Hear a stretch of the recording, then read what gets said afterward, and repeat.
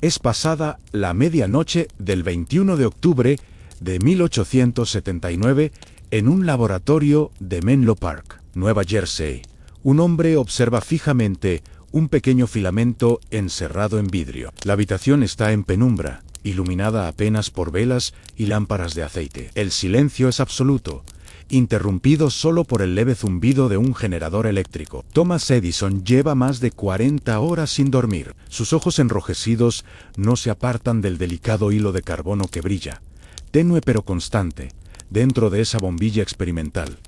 Han pasado 13 horas desde que la encendió. 13 horas en las que no se ha atrevido a parpadear demasiado, como si su mirada pudiera mantenerla viva. Afuera, la noche es cerrada y fría. Adentro, ese pequeño resplandor parece contener todo el futuro de la humanidad. Edison no lo sabe aún, pero esa luz que tiembla suavemente en la oscuridad transformará el mundo para siempre. Esta es la historia de un hombre que no inventó la luz, pero que la hizo accesible a todos. Un hombre de obsesión inquebrantable, de fracasos monumentales y de una ambición tan brillante como controvertida. Esta noche, mientras la oscuridad envuelve tu ventana, te invitamos a conocer la vida completa de Thomas Alva Edison. Si esta historia te acompaña en la quietud de la noche, considera suscribirte a Historias del Anochecer, donde cada semana exploramos vidas que cambiaron el mundo. Thomas Alva Edison nació el 11 de febrero de 1847 en Milan, Ohio, en el seno de una familia de clase trabajadora que enfrentaba tiempos difíciles. Su padre, Samuel Edison, era un hombre de espíritu rebelde que había huido de Canadá años atrás, tras participar en una revuelta política fallida. Su madre, Nancy, era maestra de escuela, una mujer paciente y culta que se convertiría en la influencia más importante de su vida. Thomas fue el séptimo hijo de la pareja, y su llegada al mundo estuvo marcada por la fragilidad. Nació con una cabeza inusualmente grande, lo que preocupó al médico y a su familia durante sus primeros años. La infancia de Edison transcurrió en un hogar lleno de incertidumbre económica, pero también de historias, libros y conversaciones que alimentaban su curiosidad natural.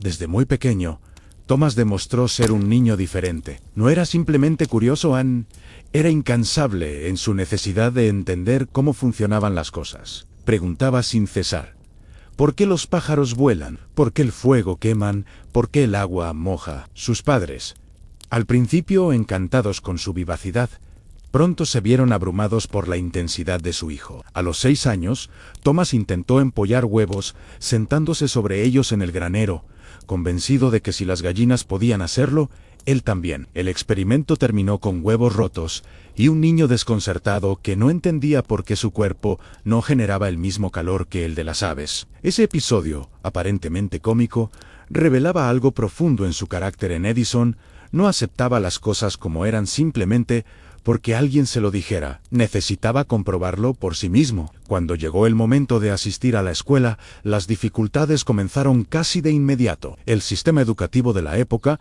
valoraba la memorización, la obediencia y la repetición mecánica. Thomas, con su mente inquieta y su tendencia a cuestionar cada afirmación del maestro, fue visto como un problema. Además, sufría de una sordera progresiva que dificultaba su aprendizaje en un aula ruidosa. Su maestro, el reverendo Engle, lo describió como confundido y llegó a decir que el niño era demasiado torpe para aprender. Después de apenas 3 meses de escolarización formal, Nancy Edison decidió retirar a su hijo de la escuela. Esa decisión, tomada con firmeza y amor maternal, cambiaría el curso de la historia. Nancy se convirtió en su maestra, guiándolo a través de libros de ciencia, filosofía e historia. Le enseñó a leer con voracidad, a pensar de manera independiente, a no temer al fracaso. Años después, Edison diría: mi madre fue la que me hizo lo que soy. Ella estuvo tan segura de mí,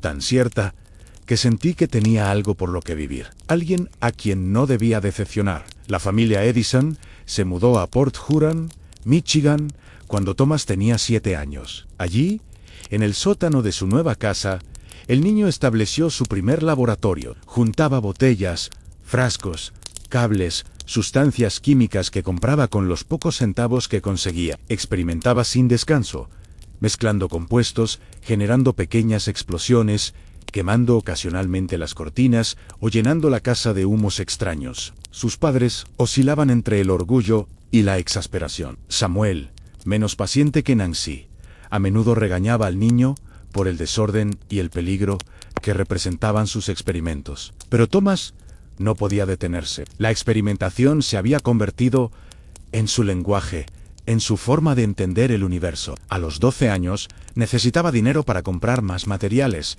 así que consiguió trabajo como vendedor de periódicos y dulces en el tren que iba de Port Huron a Detroit. Era un trabajo extenuante que requería levantarse antes del amanecer, pero le daba algo invaluable, un tiempo en Detroit entre turnos. Durante esas horas libres, Thomas se escabullía a la biblioteca pública de Detroit. Allí, rodeado de estantes interminables, se propuso una meta extraordinaria al leer todos los libros de la biblioteca. Comenzó por el primer estante y avanzó sistemáticamente. Aunque pronto se dio cuenta de que era una tarea imposible, esos meses de lectura desenfrenada le dieron una educación más completa que cualquier escuela de la época. Leía sobre química, física, mecánica, biología, devoraba las obras de Newton, de Faraday, de otros científicos cuyas ideas sobre la electricidad comenzaban a capturar su imaginación. La electricidad era entonces un fenómeno misterioso, poco comprendido,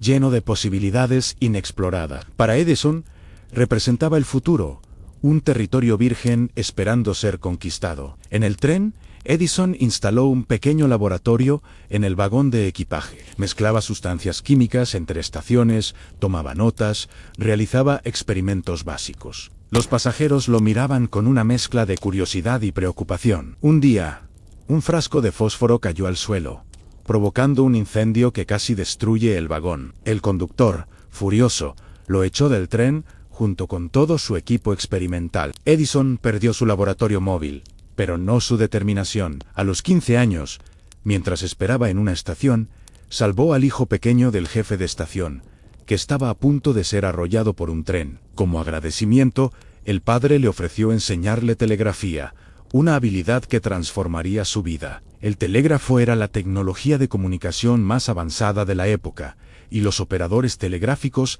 eran profesionales respetados. Edison aprendió el código Morse con una velocidad asombrosa. Su sordera, paradójicamente, se convirtió en una ventaja. Podía concentrarse mejor en los clics del telégrafo sin distraerse con el ruido ambiental. Durante los siguientes años, trabajó como telegrafista itinerante, viajando de ciudad en ciudad, perfeccionando su oficio. Pero no era un operador común. Durante las noches tranquilas, cuando el tráfico telegráfico era lento, Edison desarmaba los aparatos, estudiaba sus circuitos, imaginaba mejoras. Su mente nunca descansaba. Comenzó a diseñar modificaciones que hacían el sistema más eficiente, más rápido, más confiable. Sin embargo, su obsesión por experimentar le causó problemas. En más de una ocasión, fue despedido por desatender sus responsabilidades para enfocarse en sus invenciones. En Boston, donde trabajaba a turnos nocturnos, llegó a conectar baterías a las sillas de sus compañeros para estudiar sus reacciones. Un experimento que no fue bien recibido. Pero Edison no se disculpaba. Para él, el conocimiento justificaba cualquier inconveniente. A los 21 años, decidió que no quería seguir trabajando para otros. Quería ser inventor a tiempo completo. Era una decisión arriesgada, casi temeraria. En esa época, los inventores rara vez ganaban dinero. La mayoría moría en la pobreza. Pero Edison tenía una confianza casi irracional en sus capacidades. Su primer invento patentado fue un registrador de votos electrónico, diseñado para hacer más eficientes las votaciones legislativas. Era ingenioso, funcional, técnicamente impresionante. Edison estaba seguro de que revolucionaría la política. Viajó a Washington para demostrarlo, esperando una recepción triunfal. En cambio, fue rechazado de plano. Los políticos le explicaron pacientemente que no querían votaciones más rápidas. Los retrasos y las negociaciones eran parte esencial del proceso legislativo. Edison había creado una solución perfecta para un problema que nadie quería resolver. La lección fue devastadora, pero formativa. No importaba cuán brillante fuera una invención si no había mercado para ella. Desde ese momento, Edison se prometió nunca más inventar algo que la gente no quisiera comprar. Ese fracaso lo llevó a Nueva York, donde llegó prácticamente sin dinero, durmiendo en oficinas, alimentándose de lo poco que conseguía. Una noche, en el sótano de la Bolsa de Oro, una máquina telegráfica crucial se averió, sumiendo en el caos el mercado financiero. Los técnicos no lograban repararla. Edison, que observaba desde un rincón, se acercó y en pocos minutos identificó y solucionó el problema. El dueño de la compañía, impresionado, lo contrató en el acto.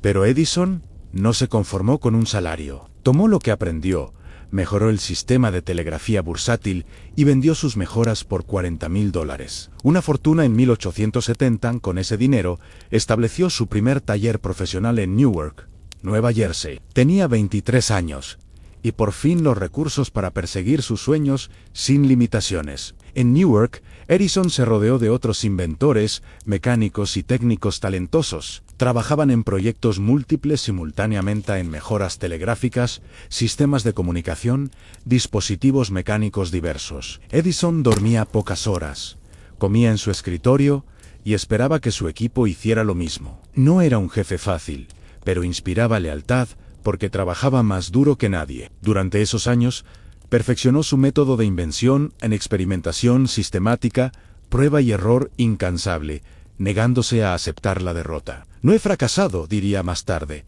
simplemente he encontrado 10,000 maneras que no funcionan. Esa filosofía, mitad optimismo y mitad terquedad, definiría toda su carrera. Uno de sus inventos más significativos de este periodo fue el telégrafo cuádruple, un sistema que permitía enviar 4 mensajes simultáneamente por un solo cable. La Western Union pagó una suma considerable por el Antos con esos recursos. Edison mudó sus operaciones a un lugar que se convertiría en legendario en Menlo Park. Era un pueblo pequeño y tranquilo en Nueva Jersey, alejado de las distracciones urbanas. Allí, en 1876, construyó el primer laboratorio de investigación industrial del mundo, un complejo diseñado específicamente para la invención en masa. No era el taller de un artesano solitario, sino una fábrica de ideas, un lugar donde docenas de mentes trabajaban en conjunto. Edison prometió públicamente que produciría una invención menor cada 10 días y una grande cada 6 meses. Era una afirmación audaz, casi arrogante, pero no estaba exagerando. Su reputación comenzaba a crecer. Los periódicos lo llamaban el mago de Menlo Park. En 1877, mientras trabajaba en mejoras para el teléfono de Bell, Edison creó algo completamente inesperado. El fonógrafo era un dispositivo que podía grabar y reproducir sonido, algo que parecía casi mágico en esa época. Edison, recitó Mary, tenía un corderito en un cilindro de papel de estaño, y la máquina repitió sus palabras con claridad asombrosa. Cuando demostró el fonógrafo públicamente, la reacción fue de incredulidad total. La gente no podía creer lo que escuchaba. Edison se convirtió instantáneamente en una celebridad internacional. Pero incluso en medio del triunfo, su mente ya estaba en otra parte, persiguiendo un desafío aún mayor: era en domar la electricidad para iluminar el mundo. Y esa obsesión lo llevaría tanto a su mayor gloria como a sus controversias más profundas. La idea de iluminación eléctrica no era nueva cuando Edison se interesó en ella. Varios inventores habían creado lámparas de arco voltaico que producían luz brillante pero inestable,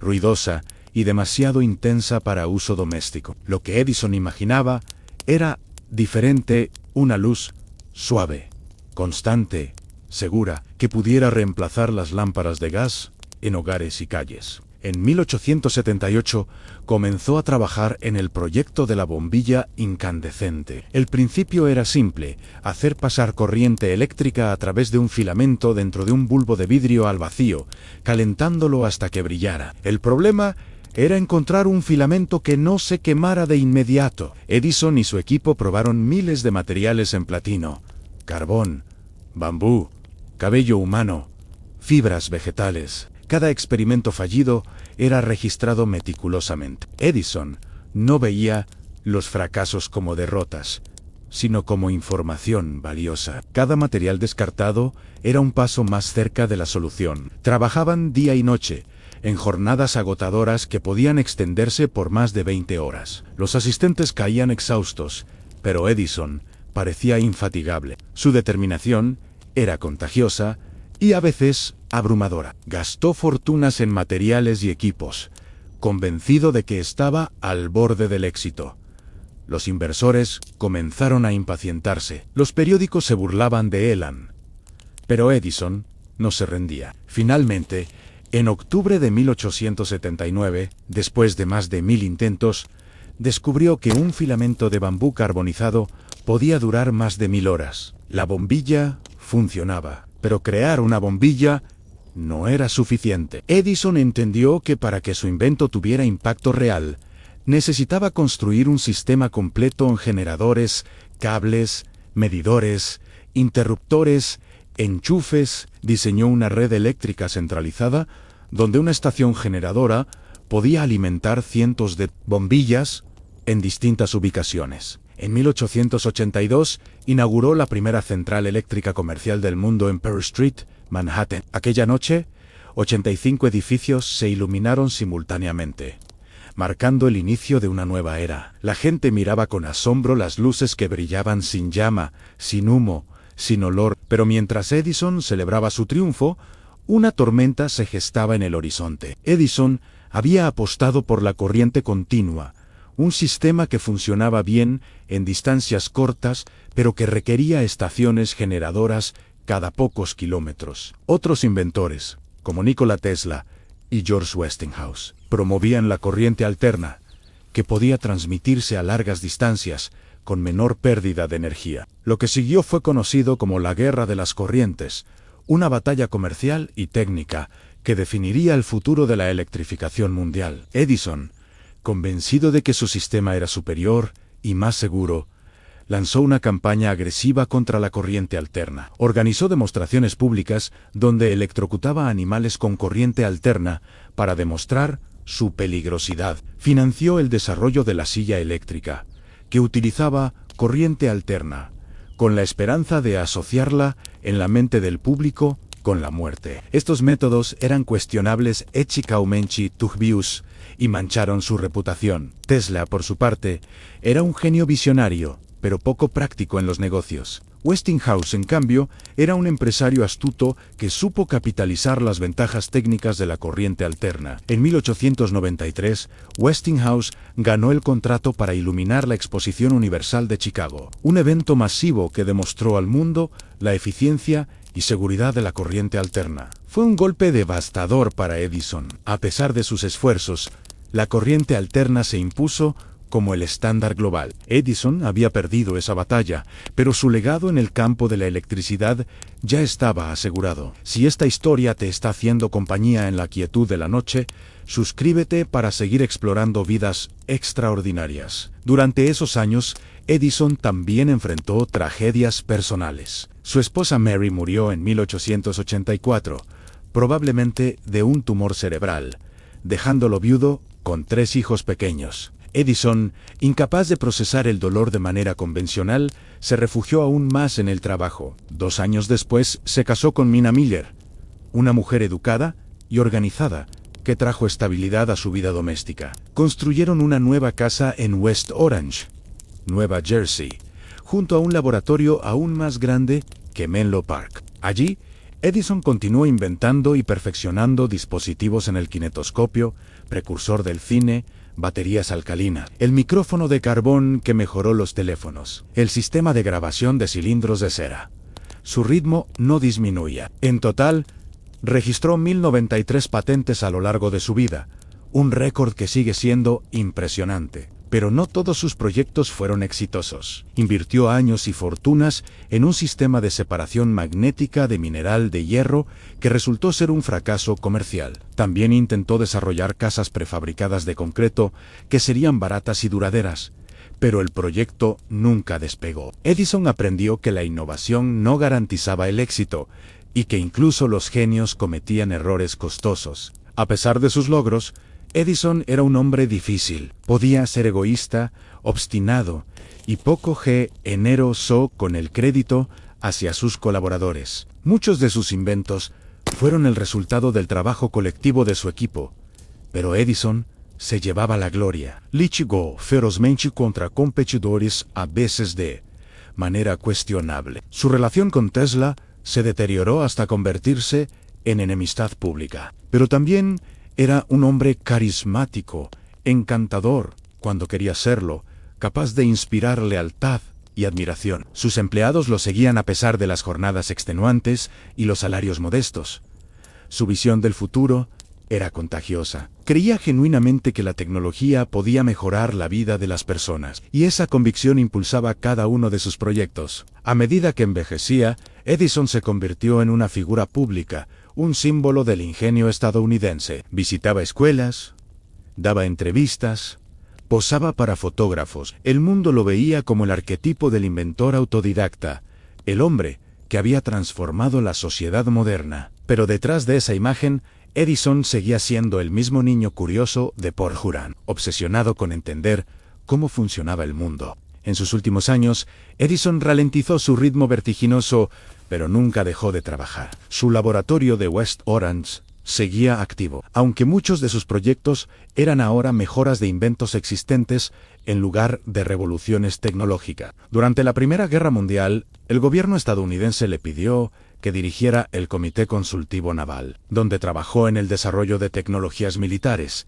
incluyendo sistemas de detección submarina y mejoras en torpedos. Aunque muchos de sus proyectos militares no llegaron a implementarse, su compromiso con la defensa nacional fue reconocido y admirado. Edison también experimentó con materiales sintéticos y fuentes alternativas de caucho, preocupado por la dependencia de su país de suministros extranjeros. Cultivó miles de plantas buscando aquellas que pudieran producir caucho de manera eficiente. Fue un esfuerzo titánico que, aunque no revolucionó la industria, demostró su mentalidad práctica y su sentido de responsabilidad cívica. Su relación con sus hijos fue compleja. Los mayores, criados durante su matrimonio con Mary, crecieron a la sombra de un padre ausente y legendario. Thomas Jr. y William intentaron seguir los pasos de su padre en los negocios, pero lucharon con su propia identidad y, en algunos casos, con adicciones y fracasos empresariales. Edison era un padre exigente, poco emotivo,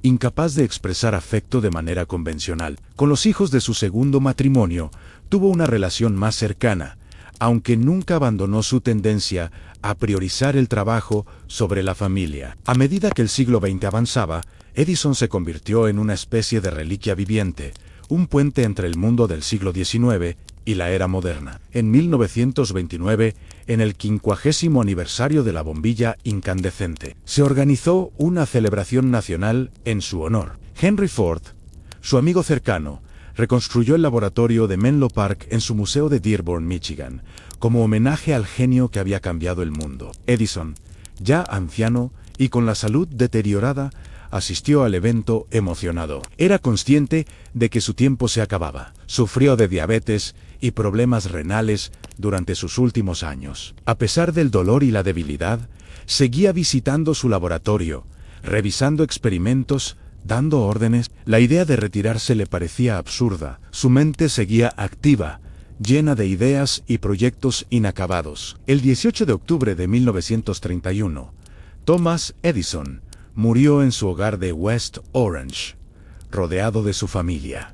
Tenía 84 años. El presidente Herbert Hoover sugirió que toda la nación apagara las luces durante un minuto en su honor, aunque la idea resultó impráctica, dado que la red eléctrica, creada en gran parte gracias a Edison, ya era indispensable. En cambio, muchas ciudades atenuaron sus luces brevemente, un gesto simbólico que reconocía la magnitud de su legado. El legado de Edison es complejo y multifacético. Fue un inventor brillante, sin duda, pero también un empresario despiadado. Creó tecnologías que transformaron la vida moderna, pero también empleó tácticas cuestionables contra sus competidores. Fue generoso con su visión del futuro, pero tacaño con el reconocimiento hacia quienes trabajaron a su lado. Sus inventos iluminaron el mundo, pero su trato hacia figuras como Tesla reveló un lado menos noble. Es importante recordar que Edison no fue un héroe perfecto ni un villano absoluto. Fue un hombre de su época, con las virtudes y defectos propios de alguien que luchó ferozmente por sus ideas. Su mayor logro no fue un invento específico, sino su enfoque sistemático hacia la innovación, la idea de que el genio no es un regalo divino, sino el resultado del esfuerzo persistente y la experimentación metódica. Enseñó al mundo que el fracaso es parte esencial del proceso creativo, que cada error acerca a la solución correcta. Su laboratorio de invención colaborativa fue el precursor de los modernos centros de investigación y desarrollo. Estableció un modelo donde la creatividad individual se combina con el trabajo en equipo, la financiación estructurada y la visión comercial. Empresas tecnológicas de Silicon Valley y laboratorios científicos de todo el mundo aún operan bajo principios que Edison ayudó a establecer. La bombilla incandescente, su invento más emblemático, está siendo reemplazada gradualmente por tecnologías más eficientes como los LEDs, pero el impacto simbólico de aquel filamento brillante en un bulbo de vidrio trasciende su utilidad práctica. Representa el triunfo de la curiosidad humana sobre la oscuridad, la capacidad de transformar la naturaleza mediante el ingenio. Cada vez que encendemos una luz, estamos activando una cadena de eventos que Edison ayudó a iniciar hace más de un siglo. Vivió lo suficiente para ver cómo sus inventos cambiaban radicalmente la sociedad en ciudades iluminadas por la noche, cines que mostraban imágenes en movimiento, hogares donde la música grabada sonaba desde fonógrafos. Fue testigo del amanecer del mundo moderno y tuvo un papel central en su creación. Pero también vivió con las limitaciones de su propia naturaleza, en la incapacidad de descansar, la obsesión que lo alejaba de sus seres queridos, la rigidez que lo hizo perder batallas importantes como la Guerra de las Corrientes, en las noches tranquilas de West Orange, cuando el laboratorio finalmente quedaba en silencio. Quizás Edison se permitía un momento de reflexión. Tal vez recordaba al niño curioso de Port Huron, al joven telegrafista errante, al inventor hambriento de Nueva York, tal vez pensaba en Mary, su primera esposa, y en los años perdidos con sus hijos mayores, o quizás simplemente planeaba el siguiente experimento, incapaz de detener la maquinaria de su mente inquieta. Hoy, su nombre aparece en libros de texto, museos y calles. Pero más allá de los monumentos y las celebraciones, Edison permanece en cada interruptor que accionamos, en cada dispositivo electrónico que utilizamos, en la luz que nos acompaña durante las noches oscuras. Su verdadero legado no está en las estatuas ni en las placas conmemorativas, sino en la manera en que transformó nuestra relación con la tecnología y con la noche misma. Thomas Edison